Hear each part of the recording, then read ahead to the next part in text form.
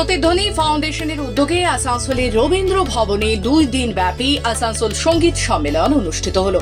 এবছর 4র্থতম বর্ষে অনুষ্ঠিত হয় এই সম্মেলন। 2 দিন ব্যাপী অনুষ্ঠানে আসানসোলের বহু সঙ্গীত শিল্পীরা অংশগ্রহণ করেছেন। উদ্যোক্তারা জানান, প্রথম দিন শাস্ত্রীয় সঙ্গীতের অনুষ্ঠান আয়োজিত হয়, দ্বিতীয় দিন বিদ্রোহী কবি কাজী নজরুল ইসলামের স্মরণে অনুষ্ঠিত হয় অনুষ্ঠান।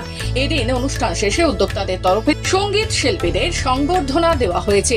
উদ্যোক্তা পৌলমী কবি জানান, নতুন প্রজন্মকে সুস্থ সংস্কৃতি এবং সঙ্গীত চর্চার জন্য উদ্বুদ্ধ করাই তাদের উদ্দেশ্য।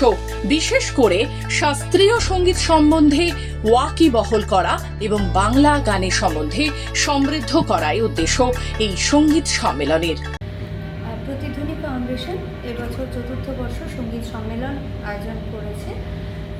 গতকাল ছিল শাস্ত্রীয় সঙ্গীতের উপর অনুষ্ঠান এবং আজকে হচ্ছে কাজী নজরুল ইসলামের স্মরণে অনুষ্ঠান।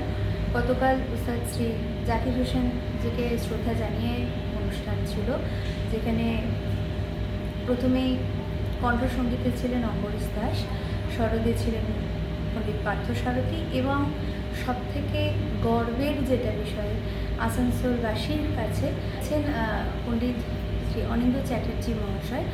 তো আমাদের কাছে এটা খুব গর্বের বিষয় যে এরকম স্বনামধন্য শিল্পী আমাদের শহরে এসেছেন এবং বাজিয়ে গেছেন।